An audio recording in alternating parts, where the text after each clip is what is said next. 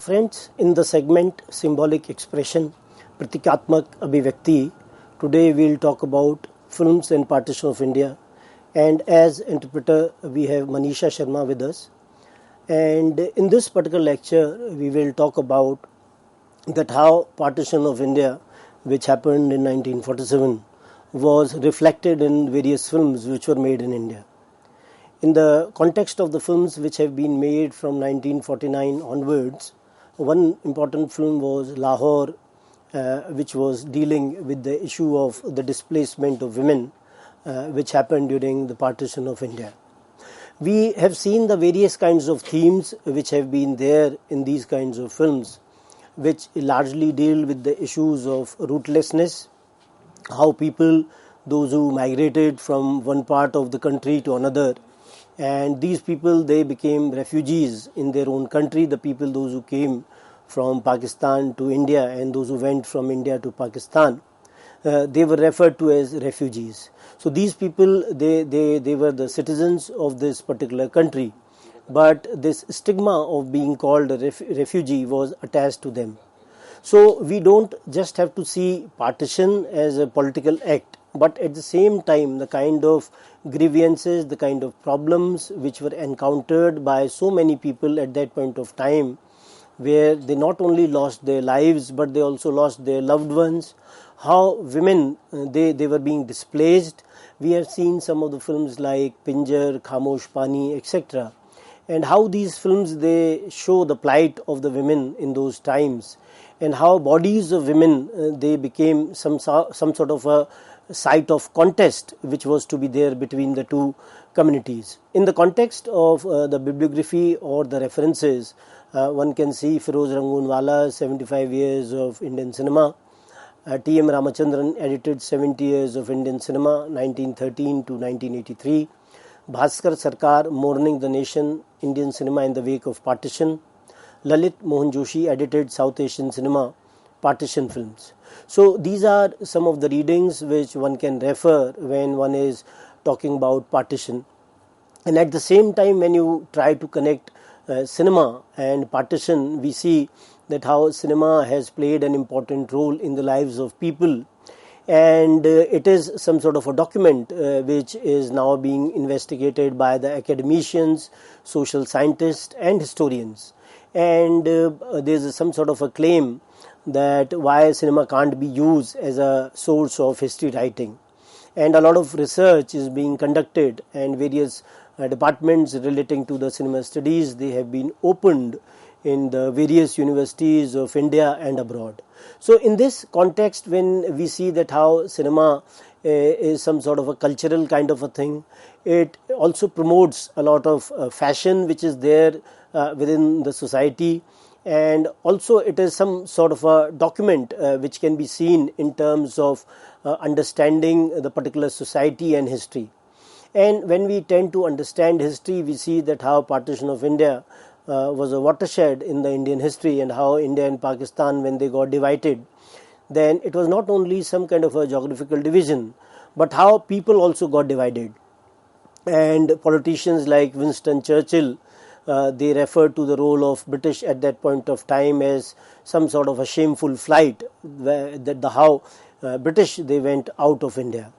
And partition is also seen as some sort of a human tragedy, and it is there in the memory of the masses. In the political context, we see that how the divide and rule policy, which was being followed by the colonial masters at that point of time. So this kind of a divide and rule policy which was being followed, and various historians beginning from David Page, G.D. Khosla, all of them, Anita Inder Singh, Penderel Moon, Mushirul Hassan, all of them, they have tried to understand partition in the context of the political developments which took place at that point of time.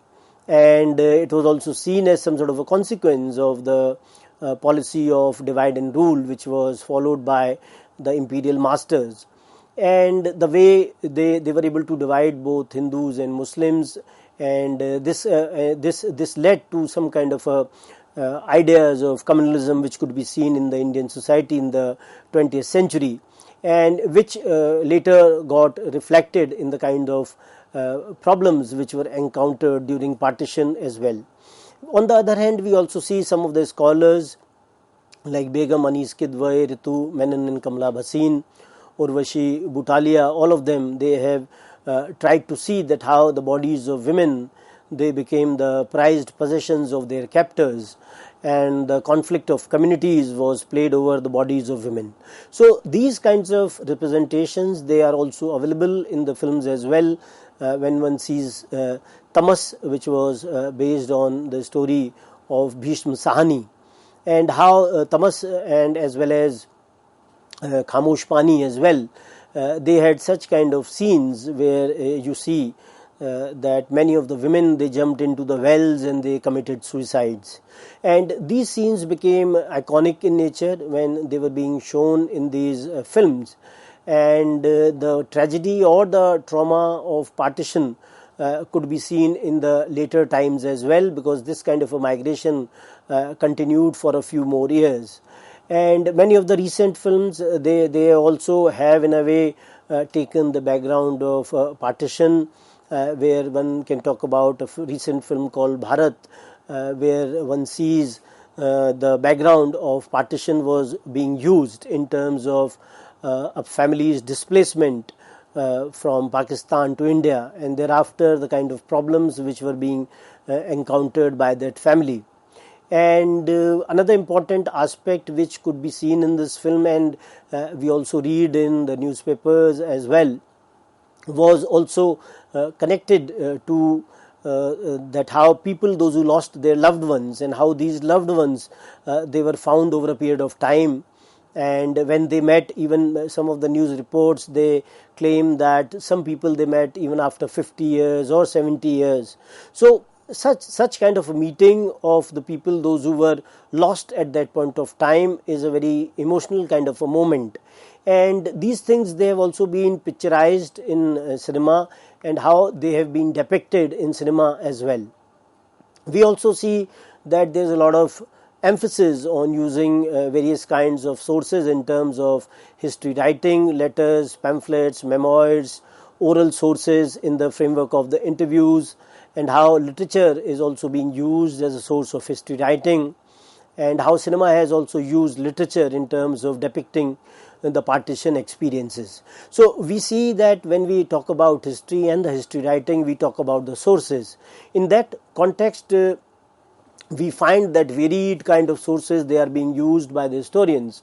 And in this framework, cinema, which is a documented source, which is a recorded source, can also be used in terms of portraying that particular kind of a piece of history. And we have also seen that literature has also been used in the framework of some kind of a source in the context of the history writing. And the kind of interconnections between the literature and the history writing, they are also being seen. And some of the people, those who are associated in the context of writing the literature, Saadat Hasan Manto, Ismat Chugtai, Amrita Pritam, which were writing about the partition literature of those times, and how films on them or films on their stories, they have also been made. So the audience, they also become aware about the kind of context, about the kind of experiences which were witnessed by people of those times.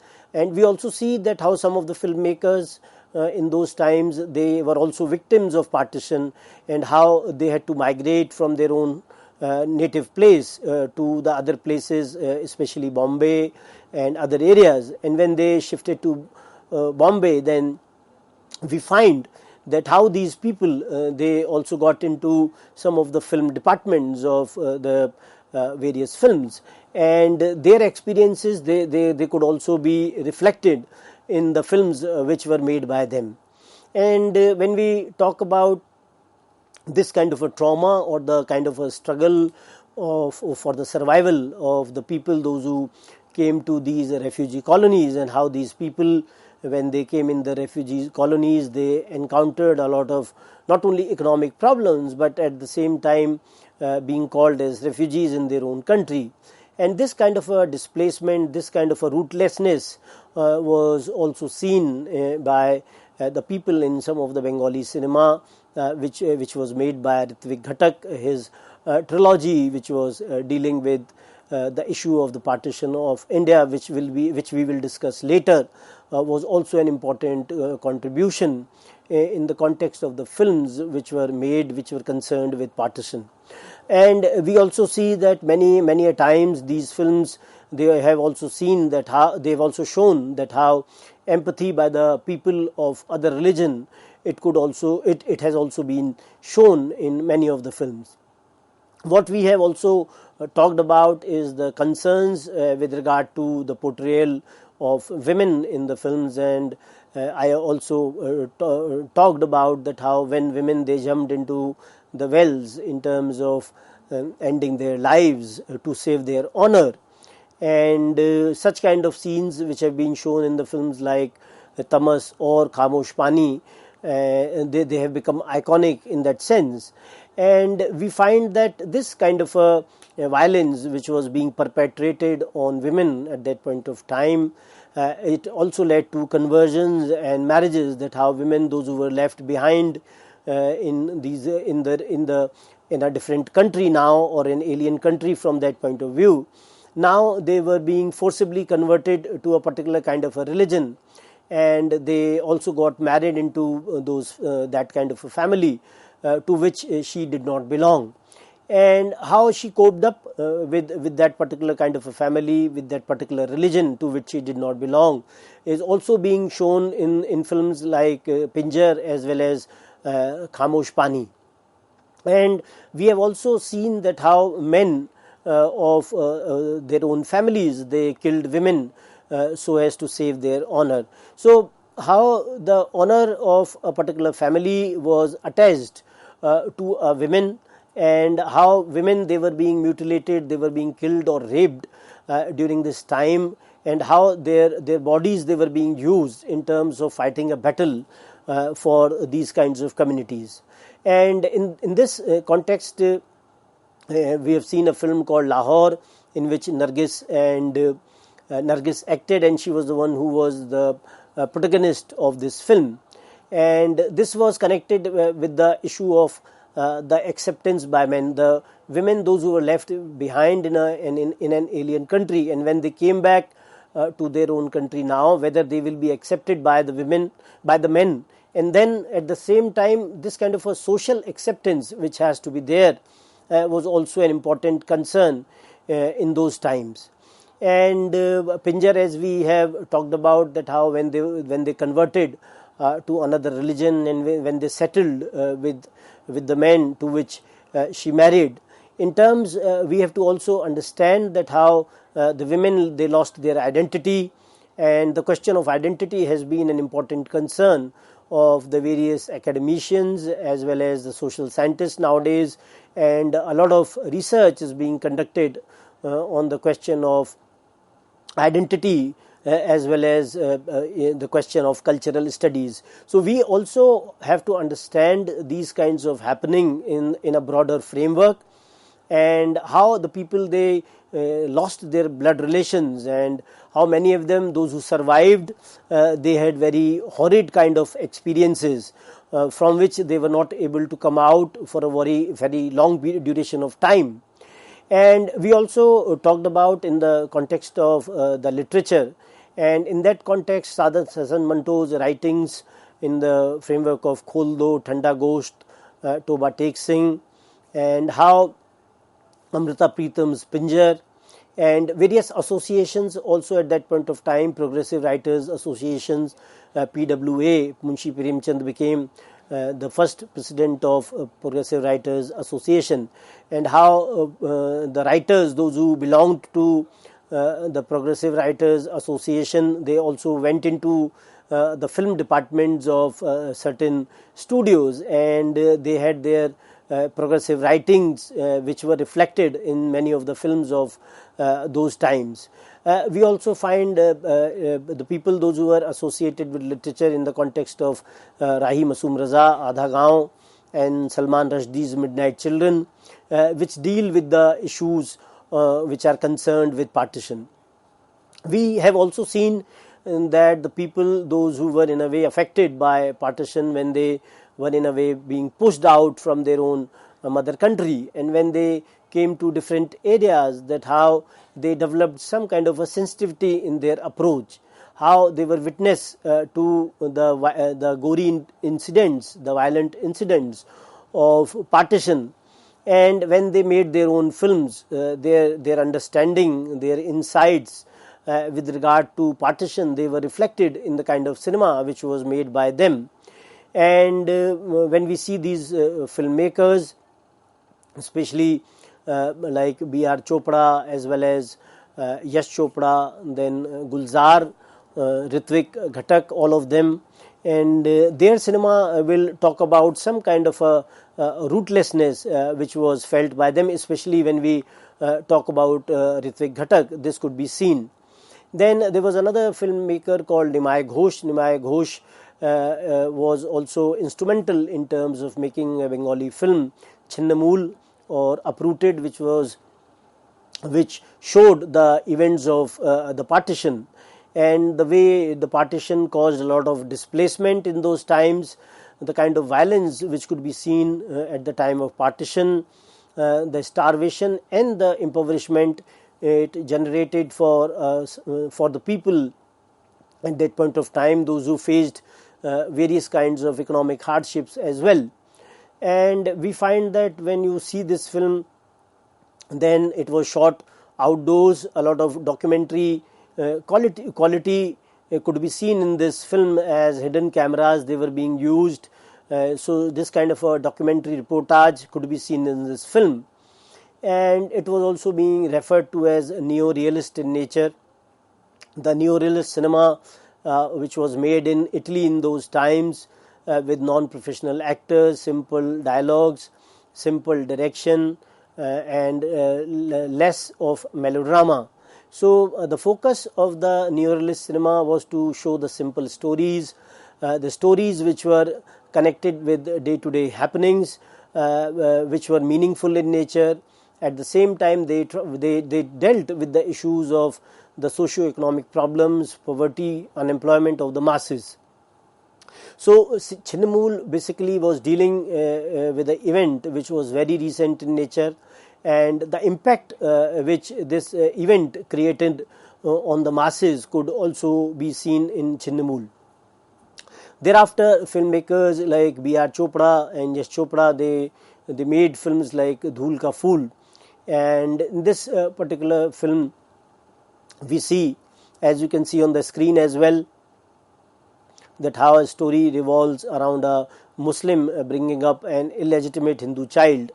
And there was a classic song, "Tu Hindu banega na Musalman banega, insaan ki aulad hai insaan banega," which became very, very popular. And we see that this film at that point of time, and thereafter how Chopra reversed the theme in another film which was made with the title of Dharmputra in 1961, in which Shashi Kapoor acted.